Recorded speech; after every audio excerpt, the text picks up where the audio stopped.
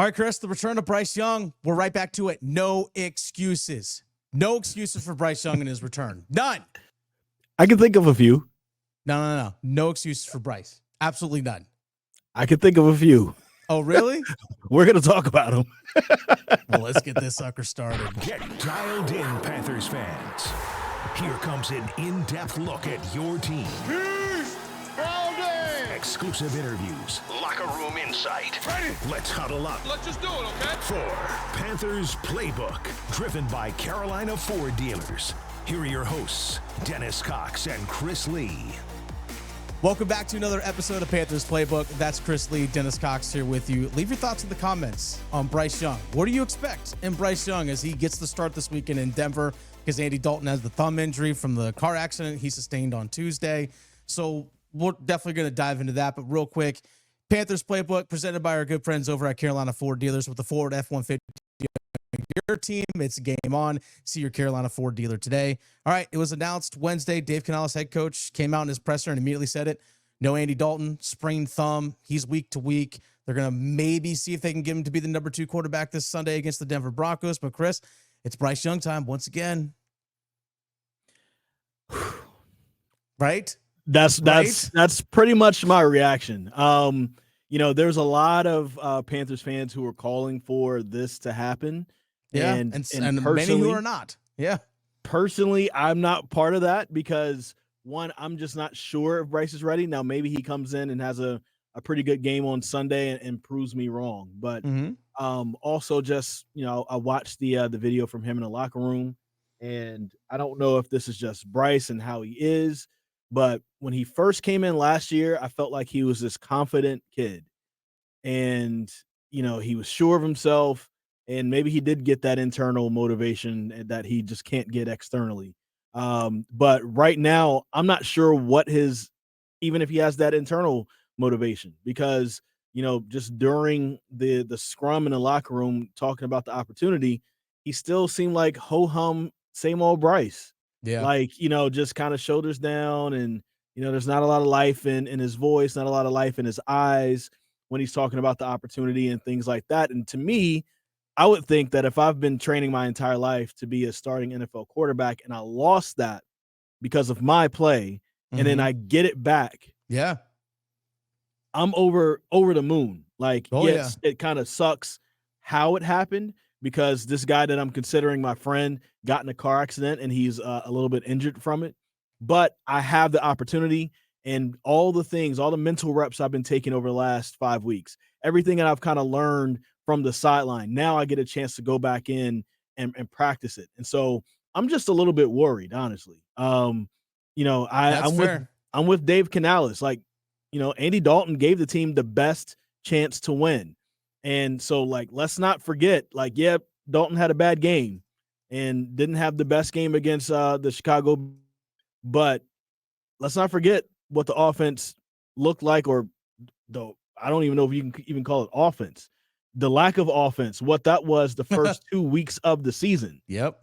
And now the guy who was leading that is coming back in. I'm just not sure right now. And I'll let you go, but there are other reasons too. Oh, I'm 100% unsure as well. And I think there's a ton of Panthers fans out there that are feeling the same thing. Now, we read the comments, which, by the way, again, leave your comments down below. And also, follow us on your favorite podcast platform as well, because this is available on Apple, Spotify, you name it, and leave us a nice 5-star review when you do so. But here's my big concern with him. Like you just said, the lack of confidence. Did he gain it back over these last 5 weeks? I don't know. We're going to see. But I hope that Bryce Young, as the competitor, as the athlete, has the internal fire to say, all right, my time to prove it. They've already taken the job from me once. I'm going to prove to them that they were wrong with that decision. I'm going to prove to the guys in the locker room that, hey, you know what? I can play. And I'm going to prove to myself that, yeah, all the stuff that I've done, all the success that I've had in the past wasn't a fluke, wasn't for nothing, that I can also do it on this level. The championships I won in high school, being a number 1 or number 2 recruit, depending on the recruiting service you look at in the entire country, winning a Heisman in Alabama, that all that, yeah, guess what? That all can come here to this level too, that I can bring that success.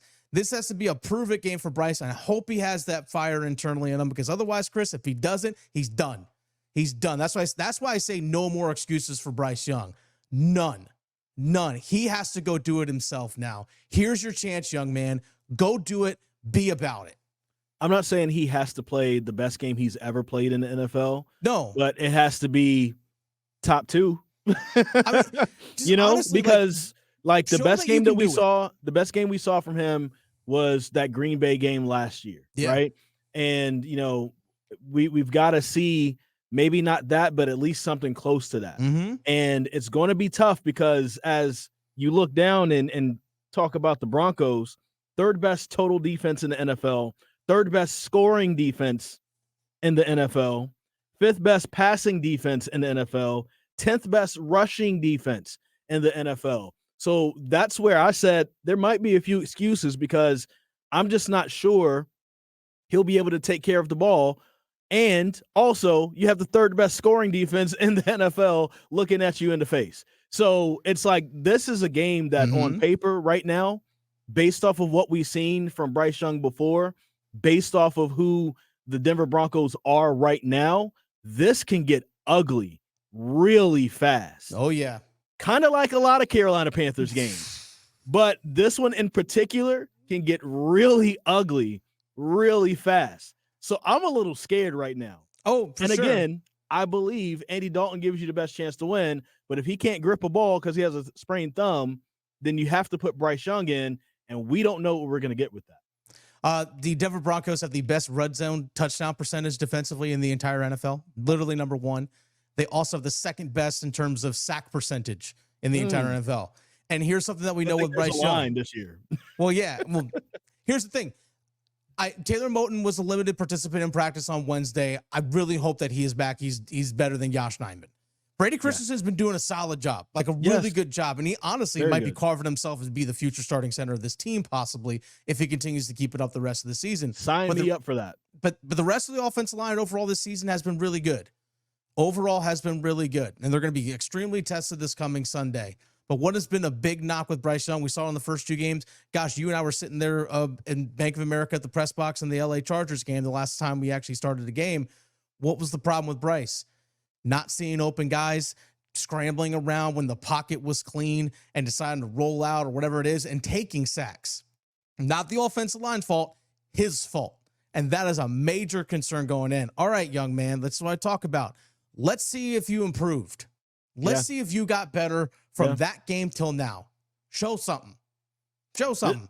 This would be a good game, and we don't know, if Jonathan Brooks will be activated or whatever. The window for him, the 21-day window for him, just opened up last Wednesday. Yep. So it's only been, as this is coming out, 8 days, right? But if Jonathan Brooks is available and you have Chuba Hubbard available, you are going to have to see a very run-heavy game plan for the Carolina Panthers. And, for real, lean on it and really figure it out. We saw a couple plays where, maybe they're using, Xavier Legette to kind of stretch the edges a little bit, with motion in the backfield. We saw that last game early on. Hopefully there's more plays like that, maybe some plays like that with Miles Sanders. But along with that, Bryce, with what, Dave Canales has said before, is going to have to get the ball out of his hands really fast and not just in the check down, not just in the screen game.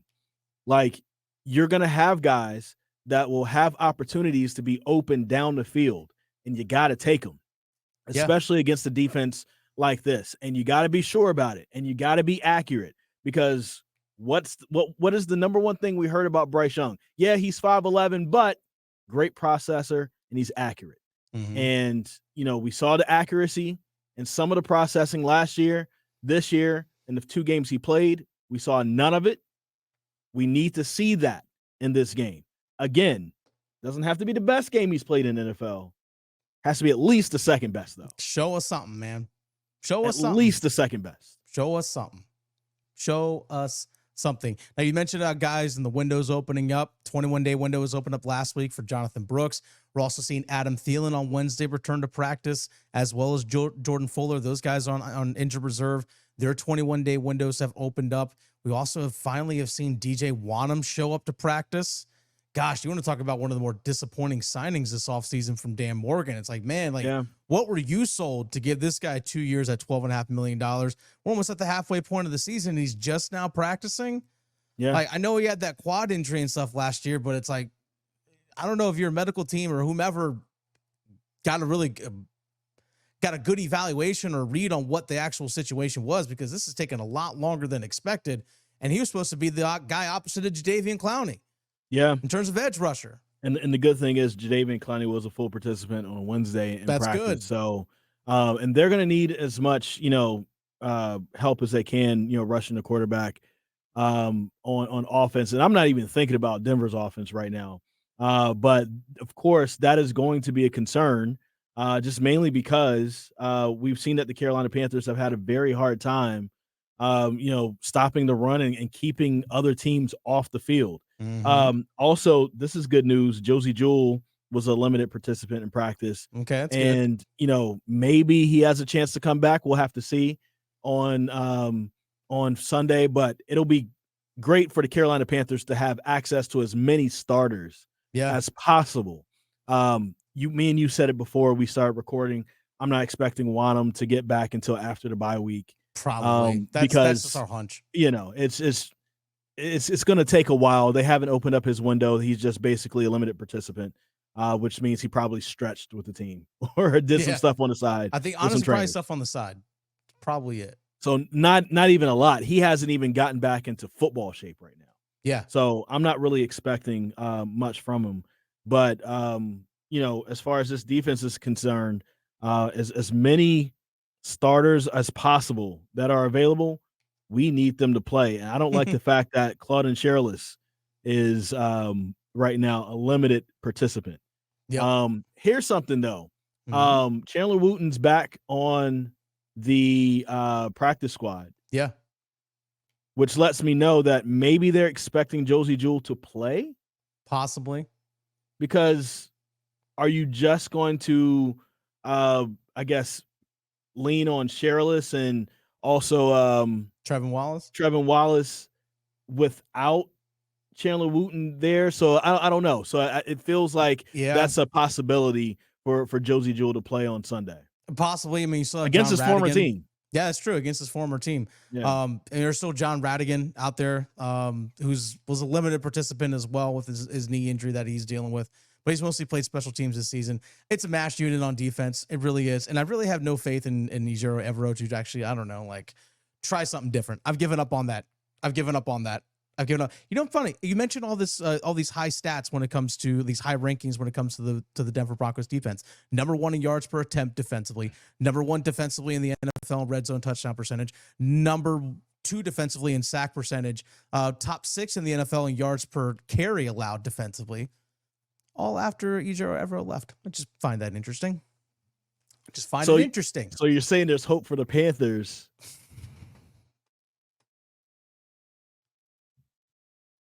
Once Robert Salah comes who's actually helping his boy Matt LaFleur with the Green Bay Packers right now. Go figure. He's going to provide a defensive scout for the offense for the Panthers, for the Packers, I should say. Hey, you never know. Hey, stay employed, young man. But nonetheless, it is nice to see that some of these guys are going to be working their way back. It's nice to see that we might actually finally get to see Jonathan Brooks and Chuba Hubbard in the backfield together. And speaking of Chuba Hubbard, Chris, I was researching this earlier on Wednesday because there's a lot of conversation of, all right, are you going to bring back Chuba Hubbard, or if you're not going to bring him back, or if he's going to be too expensive, then maybe look to trade him. I understand both sides of that. And I was trying to get an idea of player contracts, similar type production, age, and those kinds of things over the last couple of years in terms of what kind of contract could Chuba Hubbard command on the open market. If he rushes for, let's say 1,200 yards this season, teams might say, well, not a lot of tread on the tires because he hasn't been a full-time starter, but we've seen him as a full-time starter produce. And he's a pretty good back, and he might be a good 1-2 punch, similar to what David Montgomery's doing right now with Jahmyr Gibbs up there in Detroit. So I was trying to get an idea, and I was looking at, is it David Montgomery's contract? Is it what the contract extension that Joe Mixon got? Like those are Singletary with the Giants. I'm trying to get a gauge on what he could possibly command.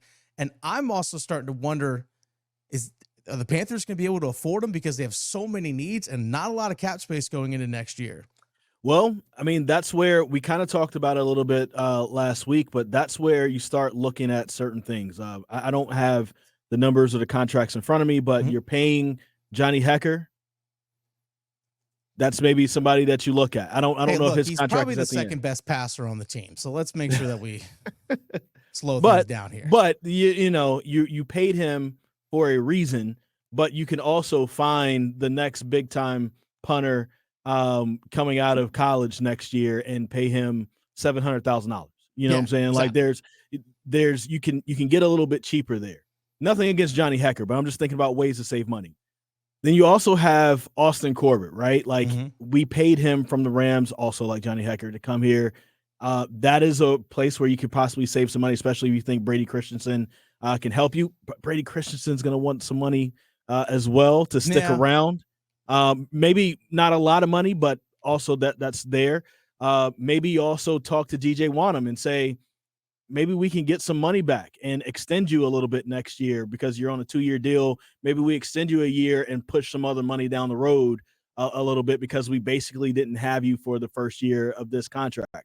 Then you look at somebody like Ian Thomas. Bye, Felicia. Look at somebody like maybe also Xavier Woods. You know what I'm saying? Like there are places where, Miles Sanders, if you can trade him away, he'll have 1 year, I guess 1 year after this year left on the deal. And then a Shaq Thompson, I don't want to say cut Shaq, but then let's completely restructure this deal. Let's completely restructure this, especially if you want to stick around.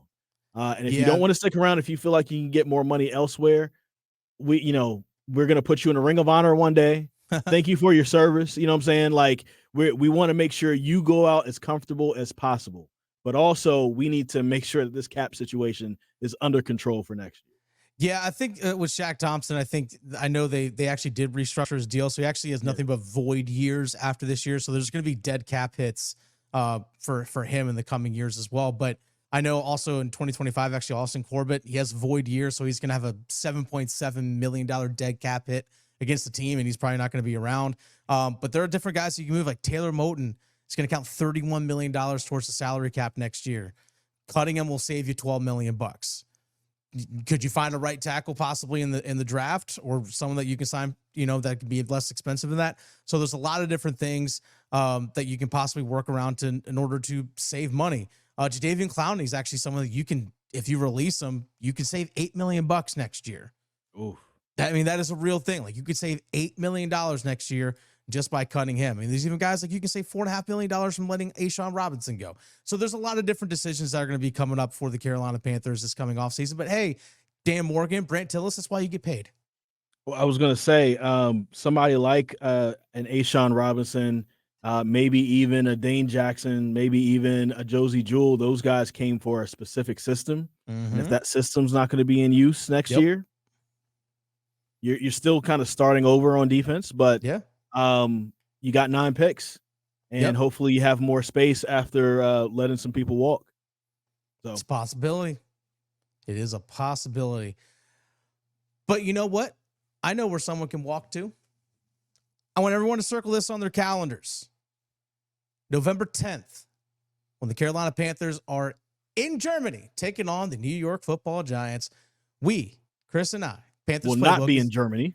We will not be in Germany. I know, that would be really cool, wouldn't it be? Yeah. But we're not going to be in Germany. We're actually going to be at the Carolina Ale House in Cary. Cary, North Carolina. We're going to be at the Carolina Ale House there against a 9:30 kickoff. I don't think we should call it Panthers and Pancakes. I think it'd be a good name for it. Little Panthers and Pancakes. Absolutely. Let's do it.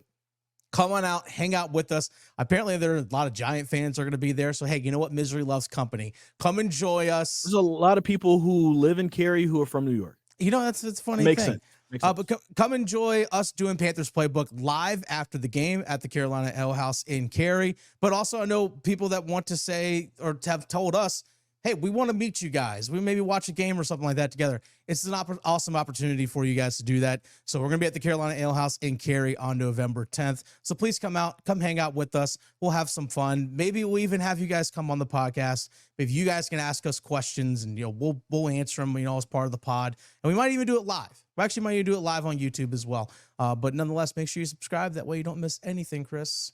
Absolutely. And really quick before we go, I just want to say this. I'm glad that the Dalton family, they're all okay. Yes, his wife, 100%. the 3 kids, the dog. Andy Dalton said he was picking his kids up from school. Mm-hmm. They were heading home, and that's what happened. I'm glad it's not anything worse than a sprained thumb. When I heard of this, I immediately went back. You remember when Cam Newton's truck flipped on 277? Yes. It was like either 2017 or 2018. I fully remember. And there's a picture of him like laying on the ground smiling. Yeah. And he played on Sunday, which was ridiculous. But it also made me think about this as well, how much we took Cam Newton for granted. That this dude can be in the truck that flips on 277 on a Tuesday or a Wednesday, whatever day it was, and still playing the game on Sunday. Like, that guy, nobody can question. Like, people question him because of, whatever plays in the Super Bowl. I'll never question him putting his body and life on the line for the Carolina Panthers as many times as that guy got hit unnecessarily in the head that was never called by the NFL. And if you would have breathed on Tom Brady the wrong way, you would have gotten flagged. Cam Newton, you could damn near decapitate him, and it's a legal play. Anyway, going back to Andy Dalton, I'm glad he's okay. Yep. Glad the family's okay. And Andy, please have Bryce ready, please. Please have Bryce ready. I'm so scared. Panthers Playbook, sponsored by Carolina Ford Dealers. I'm so scared, Andy. With the Ford F-150 on your team, it's game on. So I don't want to lose again. I don't want to get blown out again.